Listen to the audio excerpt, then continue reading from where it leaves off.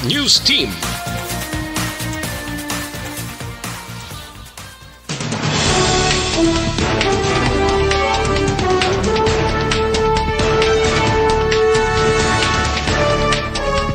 Sa ato nagapanguna nga mga pagulong dinalan sa mga balita lokal, banwas ang Don Salvador Benedicto liwat gindeklarar nga COVID-19 free. Number 1, Councilor Enodeo, formal na nga nagpanumpa bilang bagong vice alcalde sa Binalbagan. Sa balita nasyonal, Presidente Duterte ginapaabot nga madamo ang madulaan sa trabaho kag mapreso bangod sa korupsyon sa gobyerno. Napulo ka alcalde gin-report nga absent sa panahon sang paglaslas sang Typhoon Rolly. Maayong aga Bacolod, maayong aga Bilogabahin sang Western Visayas. Karong adlaw Miyerkules, Nobyembre 4, 2020. Ang inyong news team, Aksyon, Dorel, Cabat. kag Aksyon Boy Duran, ang mga balita lokal pagkatapos lamang sa Mabigat.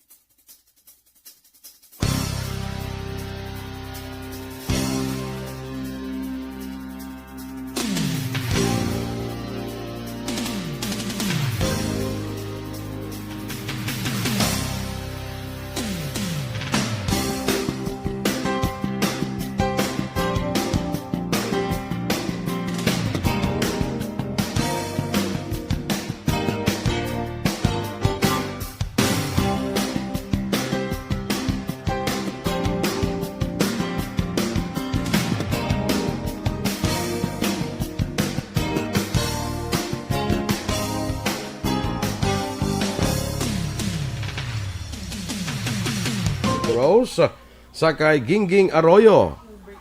Good morning man. Sakay amigo naton Roberto Juan Bolgalio. Maayong aga. Sakay Susan Jaime Allen dira sa Houston, Texas. Good morning man. Ha? Gani? Ano? Basi ko na delay na. Sige lang. Sakay Veronica, of course, sakay Jocelyn Kalamaan. Maayong aga sa imo. May ari di blang nga nagpa-greet sa ako, hindi ko uling makita may anniversary ari. Ginatamyaw si Ralph and Syra. Happy 6th anniversary. Karon nga adlaw si kay Ralph and Syra. Wedding guro no? Ralph Wedding and Zaira. Si Ralph kag si Zaira? Si Ralph kag si Syra. Okay. Happy anniversary lang nakabutang. Happy anniversary, 6th anniversary. Basi wedding ni Goro. Wedding of course. So, okay ti kuan guro ni. Halin sa kay Juan Bolgalio, no? Happy anniversary. Sa kay Judenia Sarmiento Puig Lazaro. Good morning dira sa imo. Kag keep safe sa kuan siya sa land bank. So kung magdeposito ka, muna da. Daw din sa main mo sa may Gatuslaw. Sige. Si Ma'am Vanessa. Ma'am Vanessa Mayo, Action Boy. Hambaya, good Tuesday afternoon, Action Boy and Miss Beautiful Dorel. Well, just got done voting and got my swab test. It's good to get it done. Love from Minnesota. Election, subong Action Election Boy. today. Oo. November 3 to sa Ilay Action Boy. Dito sa ato November 4 na. So, election to subong sa ila. So, may the best man win. Char. Correct ko. No, pero before sinabi mga nakaboto nga daan, pero subong kinjang ilang election day, pero before sinabi nakaboto nga daan, I don't know, tanong tato na resulta. Sinita sa kako na mo ka exciting mo na sa ilang election to sa US Of mo, no? course. Ang nag-ano subong Action Boy si Incumbent President Donald Trump. kag si former Vice President Joe Joe Biden. Biden. Vice President na sa una ni Juan ni Barack Obama. Democrat na sila, Republican naman si Trump. Perfect. Duwala na iya, amo nang ilaya dua Dri Democrat mo sa lang. Pilipinas ang kadamo na. Diri sa ato niya kadamo-damo na diya.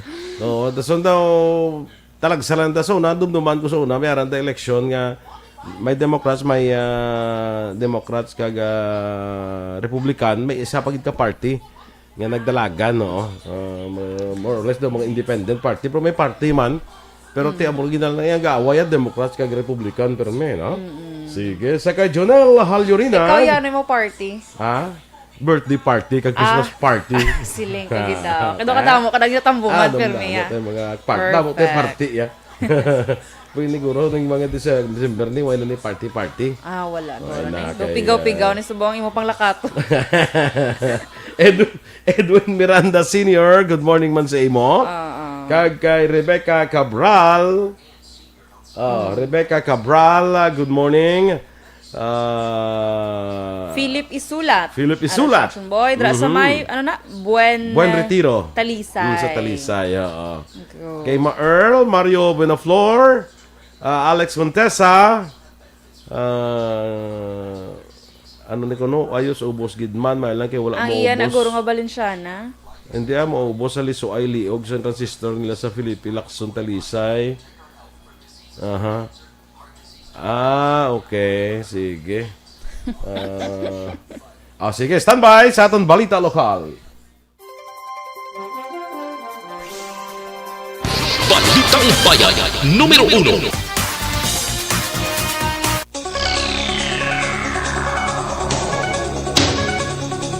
Aksyon Radio Philippine Standard Time, las 6:08, detalye na sa aton mga balita lokal.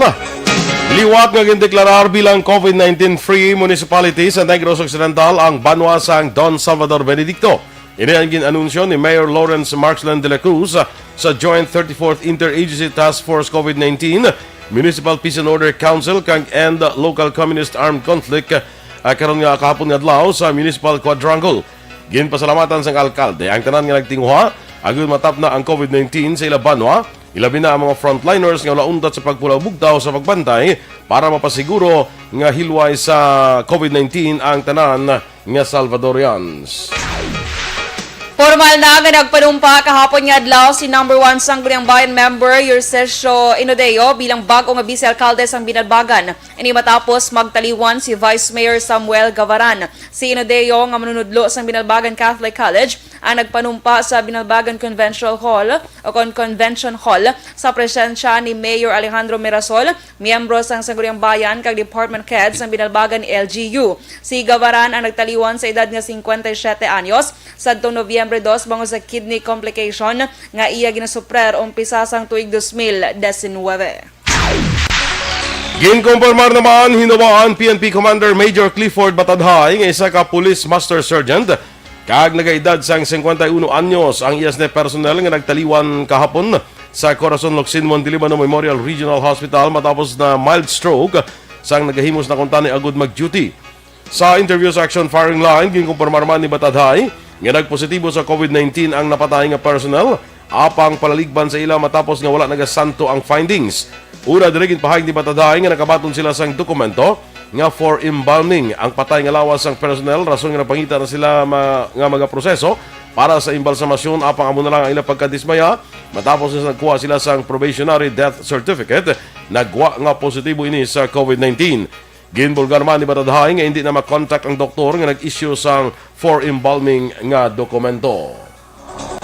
So, ready ng kwan sa punerarya nato nga ma-pick up dito na ngayo kita sang ipapalo up na sa aton nga tropa ang iyang provisionary death certificate. Oy. Sa punta sang iyang kwan findings may COVID doon mo na.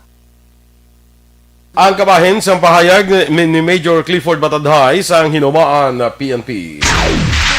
Nagahingyo ang Bacolod City Police Office ug BCPO sa mga pumuluyo nga gikan sa luwas ng Metro Bacolod nga sundo ng health protocols nga ginapatuman sang syudad agod malikawan ang paglaptas sang COVID-19. Suno kay BCPO spokesperson Police Lieutenant Ariel Pico wala sa exempted sa pagpatuman sa mga pulisa sa syudad sa nga Bacolod kag dakpon sa mga kapulisan ang nagalapas sa lahi. Dugang pa ni Pico madugay na nga tinion nga ginapatuman ang pagsuksok sa face mask, face shield kag pagsunod sa social distancing kag nagakadapat lang nga tandaan inisang publiko sa tanan nga tinion. Liwat nga nagpandam si Pico sa publiko nga sundon ang mando sa gobyerno bagod nga handa ang kapulisan sa pag-aresto kag paghatag sa nagakaigo nga penalidad sa mga nagalapas sa lahi. Ginkompirmar ni Pico nga nagnubo ang kadamuon sa mga violators sa bulan sang Oktubre kung ikumpara nagligad nga mga binulan. Sunod pa kaya Pico ang sadto nga ginatos nga violators nga nadakpan sa mga kapulisan subong ilisipon na gid lamang. Paday naman nga nagahingyo si Pico sang kooperasyon gikan sa publiko.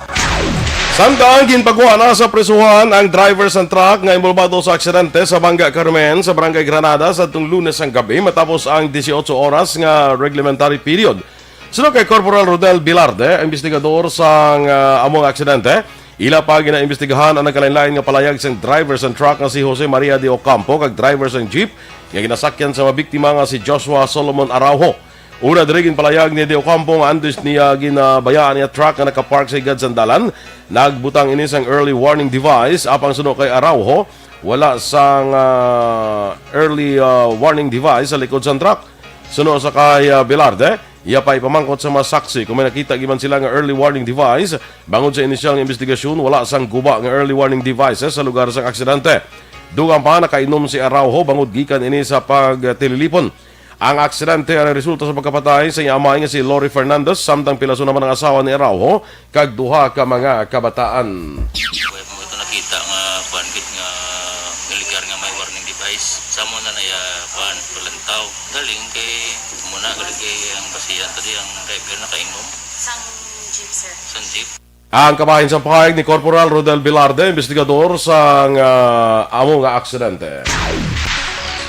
Nagpamalibad pa nga maghatag sang anggulo kag motibo si Police Major Albert C. Hepe sang Sagay PNP anggot sa pagwigit sang lawas sang tao kag patay na sa syudad sang Sagay apang tumandok sa syudad sang San Carlos. Sunod kay C. Makadto pa ang investigador sa San Carlos PNP kag hibaloon ang record sang biktima. Dugang sang hepe mismo ang pamilya hindi pa makahatag sa kompleto nga detalye sa kamatayon sang ilang himata. Una sinisapuan si Ireneo Glacia sa 62 anyos nga isa nakapatay sa Hacienda Conchita 3, Barangay Paraiso, Syudad sang Sagay sa Oktubre 30, 2020. Si Ireneo ang ginalagaan nga ginkuha sa mataw sa syudad sang San Carlos kag nakita na lang nga patay na. Ang bangkay yara sa paghinakop sang pamilya matapos makilala sang anak pagi sa masuksok sini nga panapton.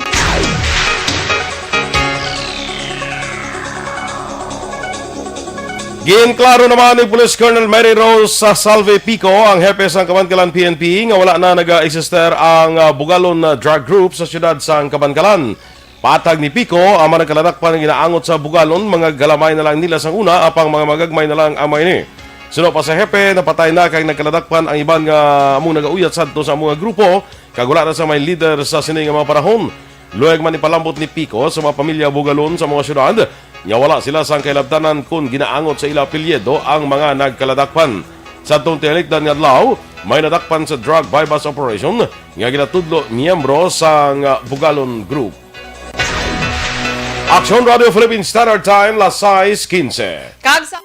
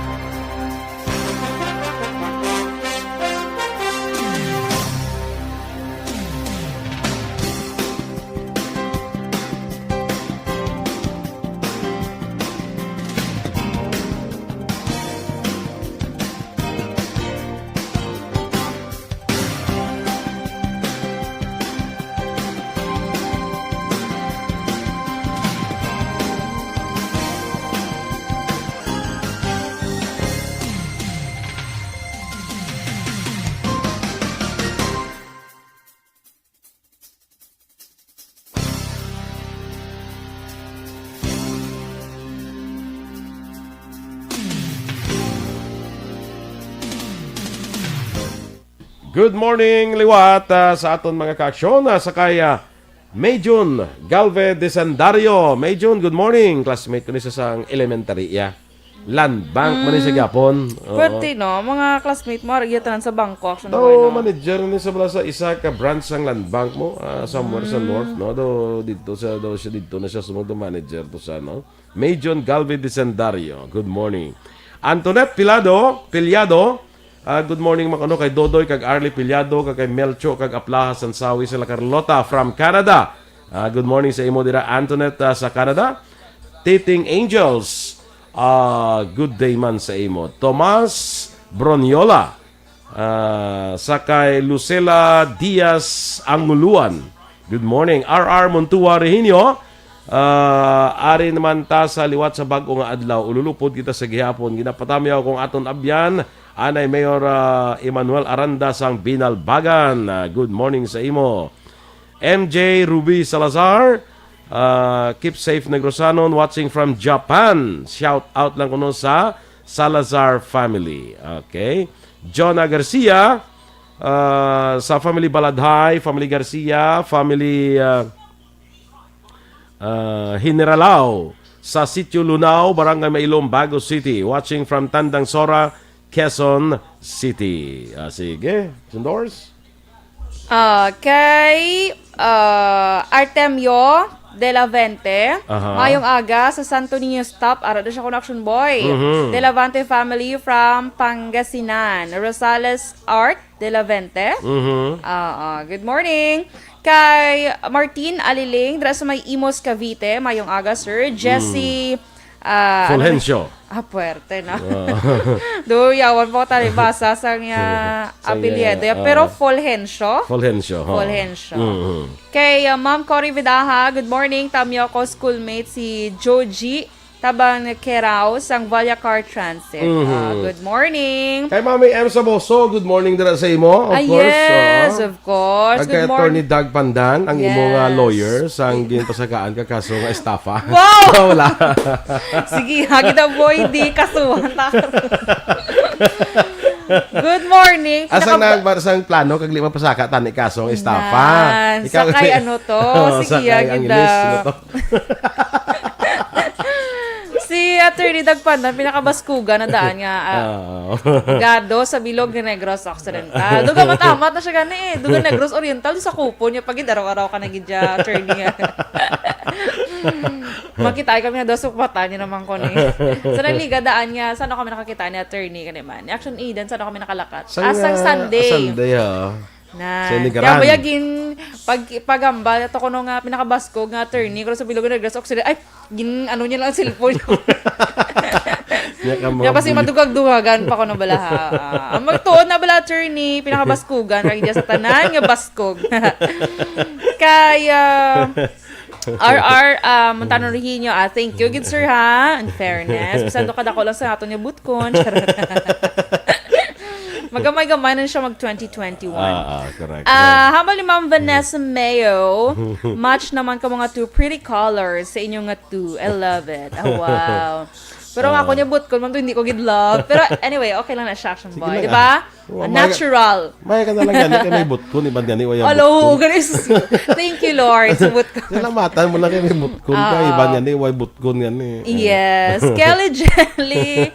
Good morning to both of you. Happy Wednesday da sa inyo. Stay safe. Listening to all Salvadorians. Nabasa tanan ni kay Ina. Miss Heaven Heaven, good morning man. Amo na akong goal mag-2021, magamay ang butkon. Ang butkon Hindi mo magamay. madula ang butkon. Hindi magamay ang butkon. Kaya wala man kuya. Kasi magamay imo butkon, maglagko imo nga.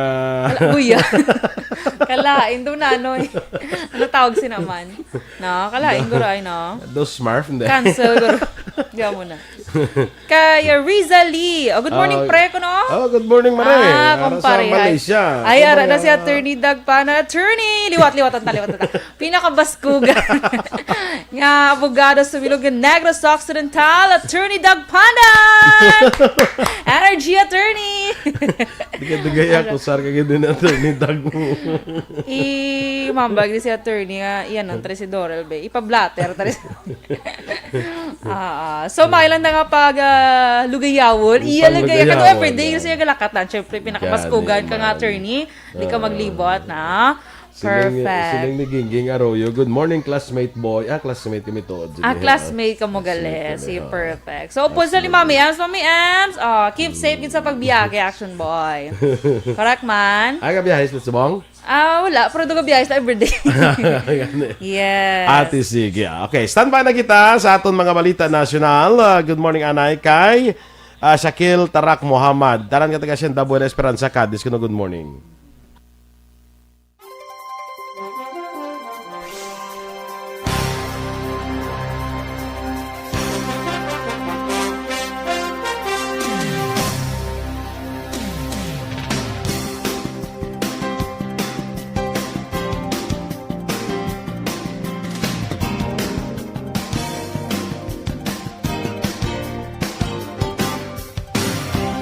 Tinatawag nilang new normal ang mga aksyong nakasentro sa pagpapahalaga sa kalusugan. Ginagawa natin ang new normal behaviors na ito ngayon upang makaiwas sa COVID-19. Pero kung tutuusin, marami sa mga hakbang na ito ay mga kaugalian na ating natutunan at dapat ginagawa noon pa man. Makakatulong ang mga ito sa pag-iwas sa anumang sakit. Tulad ng paglilinis ng kamay, tinuro sa atin si BalitangBayanNumero 1. Aksyon Radio Philippine Standard Time, las 6:24. Detalye na sa aton mga balita nasyonal. Ginpahayag ni Presidente Rodrigo Duterte nga ginapaabot na niya nga madamo sa mga empleyado sa gobyerno ang maduraan sa trabaho kag mapreso kasunod sa iyang mando nga pagpatigaan sang lapnagon nga investigasyon sa aligasyon sa mga korupsyon sa administrasyon. Sa briefing kung sa isa ka briefing, ginpahayag ni Duterte nga madamo sa opisyal sa gobyerno ang naangot sa korupsyon. Ginbulgar ni Duterte ang ngalan sa mga ginaligar korap nga opisyal nga gikan sa Philippine Health Insurance Corporation, Department of Health kag Bureau of Immigration. Pila sa mga nalakip nga ngalan na Musantay PhilHealth Executives Arnel De Jesus, Renato Limsiaco Jr., Shirley Domingo, kag si Dr. Roger Tong An sang DOH Administration and Financing Team. Ginlawag man sang presidente nga may 135 ka mga personnel sa Bureau of Customs ang under investigation, 45 ang nakasuhan na sang kaso administratibo, 20 ang na-dismiss kag 4 ang suspended. Madumduman, ginmando ni Presidente Duterte sa Department of Justice ang magtukos sa task force nga imbestigahan ang korupsyon sa gobyerno. Napulo ka alkalde ang in-report nga wala sa presensya sa panahon sang laglaslas ang Typhoon Rolly sa pila ka parte sang pungsod. Nagpamalibad si Interior Secretary Eduardo Anyo sa pag-identify sa mga alkalde nga kinahanglan magpaathag kon nga absent sa panahon nga nagalaslas si Super Typhoon Rolly. Sulo kay Anyo, ang mga alkalde ginalakipan sang duha sa Northern Luzon, 4 sa Mimaropa, duha sa Bicol Region, kag duha sa Visayas. Ang DILG mag-issue sang show cause order pagkatapos ma-validate ang ila sabat kag pagsundan o kon pagasundan sang investigasyon. Ginanunsyo sang National Disaster Risk Reduction and Management Council nga may kabilugan nga 17 ka individual ang napatay kag may duha ang napilasan sa Region 5 kag Calabar Zone angot sa Super Typhoon Rolly. Ang kadamuon mas manubo ikumpara sa report sa Office of the Civil Defense 5 nga nagpahayag nga may 20 ang napatay sa Bicol Region. Sa probinsya sang Batangas, isa ka lalaki ang gin-report nga missing sa banwa sang Ibaan. Sa pinakauli nga situation report, ginpahayag ni NDRRMC spokesman Mark Timbal nga ang ahensya kung magapagwa sang datos sa hinatag sang Region 5 sa tiyon nga matapos na ang verification procedures. Sa report sang OCD5, 13 ka individual ang napilasan bangod sa Baguio. Sa among kadamuon, 11 ang sa Albay, isa sa Sorsogon kag isa sa Camarines Norte. Ginaduso ni Camarines Sur Representative Luis Raymond Villafuertes kay Presidente Rodrigo Duterte nga magtukod sa Special Task Force nga manguna sa rehabilitasyon sa probinsya sa Bicol Region kag Calabarzon nga mas naapektuhan sang Typhoon Quinta kag Rolly. Ginhimo ni Villafuerte ang proposal matapos nagpatiga ng presidente sa aerial inspection sa mga lugar nga napektuhan sa Bicol kag Calabarzon. Dugang pa nag-file man sing House Resolution si Villafuerte nga nagainganyo sa presidente nga maghimo sang komprehensibo nga Bicol Rehabilitation Program bilang sabat sa napektuhan sang Super Typhoon Rolly. Samtang wala sang problema para kay House Committee on Ways and Means kag Albay Representative Joey Salceda ang pondo para sa pagtukod sa Department of Disaster Resilience. Suno kay Salceda, padayon nga nagapangita nga nagahimo sang paagi ang gobyerno nasyonal paagi sa pagreforma sang pulisa sa pagkuha sang buhis sa gudbay matipon nga pondo. Naghatag man sa reaksyon si Salceda sa pagkontra ng Senators Franklin Drilon kag Panfilo Lacson angot sa DDR. Suno kay Salceda, nagapanguna nga tuyo sa ginaduso nga mo nga ma-institutionalize ang disaster preparedness kag disaster response sa pungsod. Una diri ginpahig sa duha ka senador nga usik lang sa oras, resources kag pondo ang ginaduso nga hagna. Gina-evaluate sa karon sa Department of Education ang posibilidad nga paghatag sa assistance sa mga estudyante nga napektuhan sa Super Typhoon Rolly. Kaginpahayag nga ang pondo limitado lamang rason nga ang dugang nga pondo mahimo kwaon sa nagkalain-laing ahensya sa gobyerno. Suro kay Education Secretary Leonor Briones, ang bagyo may minimal lamang nga halit sa mga eskwelahan labi na nga ginapatuman ang blended learning system. Dugang pa ni Briones nga para sa mga estudyante ang financial assistance magahalin sa Department of Social Welfare and Development, health assistance halin sa Department of Health, kag rehabilitation efforts kaupod sa Department of Public Works and Highways.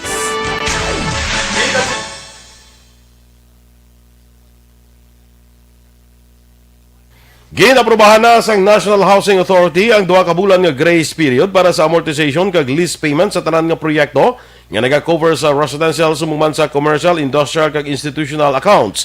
Ang moratorium maga-cover sa balayran halin Nobyembre 1 tubtob Disyembre 31 sa tuig 2020 kag magabalik ini sa Enero 1 2020 o kung 2021 bilang kamahin sa Bayanihan to Recover as One Act o kung Bayanihan 2. Lakip sa sakop sa grace period ang mga individual accounts o kung community associations, estate kag non-estate based CII accounts sa mga riyon nga may updated accounts tubtob sa katapusan sa Oktubre kag active accounts nga may arrears nga nagalambot tubtob 3 ka bulan. Kag sa katapusan nga balita national, ginabiabi sa Food and Drug Administration ng FDA ang pag-appoint kay Secretary Carlito Galvez Jr. bilang COVID-19 vaccine czar nga nagaisahanon nga magatutok sa pagbakal kag pagpanagtag sang bakuna. Nagpabutyag si FDA Director General Eric Domingos ang kumpiyansa sa pag-upod sa trabaho sa kay Galvez. Sa cabinet meeting sa itong Lunes, ginanunsyo ni Presidente Rodrigo Duterte ang appointment ni Galvez. Aksyon Radio Philippine Standard Time, lasay media. Inyong ipamatihan ang aton mga balita. Diri sa Aksyon, Balitang Bayan Numero 1. Standby na sa Aksyon Report, second portion. Upod ka Aksyon, Fred Salanga. Balikay kita sa aton dugang nga mga balita. Sa Aksyon Balita Morning Edition, upod gapon sa inyo News Team. Aksyon Dorel Cabal. Kag Aksyon Boy Duran. Una sa balita, una sa Aksyon. Sa Bacolod Aksyon Radio. Aksyon Radio.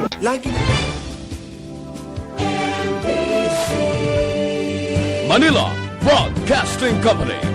Sa balita, komentaryo, issue, serbisyo publiko. Aksyon Radio. Sa Bacolod, Aksyon Radio. Aksyon